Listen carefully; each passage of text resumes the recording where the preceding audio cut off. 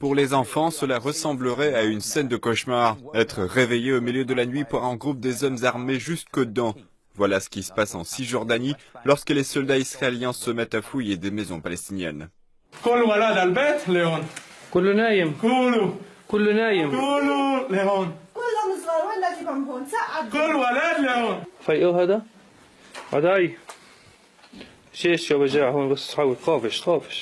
Les enfants réveillés ont été entourés, interrogés et photographiés par les militaires israéliens.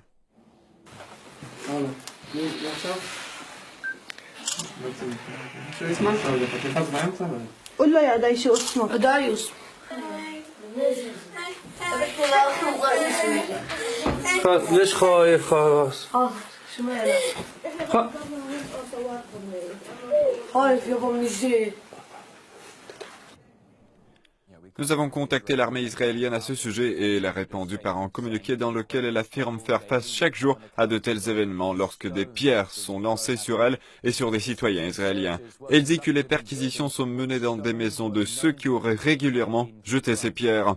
Des enfants de 4 ans sont interrogés pendant ces raids nocturnes et ce n'est pas la seule fois où des enfants auraient souffert de mauvais traitements de la part des militaires israéliens. Vous pouvez voir ici des soldats maîtrisant et arrêtant un garçon à Hébron au mois d'octobre. Cet enfant serait un handicapé mental et cette vidéo qui a fait le buzz montre des soldats qui lâchent un chien sur un garçon palestinien. Les militaires ont promis de mener une enquête complète sur cet incident. Nous avons parlé avec l'activiste des droits de l'homme Bill Van Esveld qui pense que les mauvais traitements des enfants ne cesseront pas de sitôt.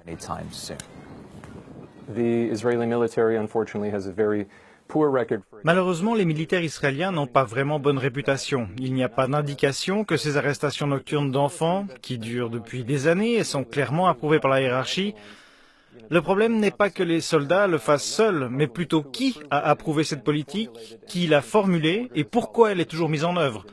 Lorsqu'on voit des chiens attaquer des enfants, de temps à autre, les responsables militaires disent qu'ils vont mener une enquête sur l'un de ces incidents, mais en ce qui concerne ceux dont nous sommes informés, il n'y a eu aucune enquête.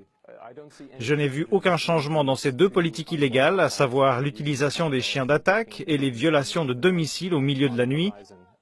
Je pense que seule une forte pression internationale permettra de mettre fin à ces pratiques. Les statistiques de mauvais traitement des enfants en Cisjordanie suscitent évidemment des questions. Selon l'organisation palestinienne, la défense internationale des enfants, jusqu'à 700 enfants sont arrêtés et interrogés par les soldats israéliens chaque année. On ne leur permet pas d'être accompagnés par leurs parents lors de l'interrogatoire. On estime que dans 15 ans, environ 8000 enfants auront été détenus et poursuivis, dont la majorité aurait été accusée d'avoir jeté des pierres.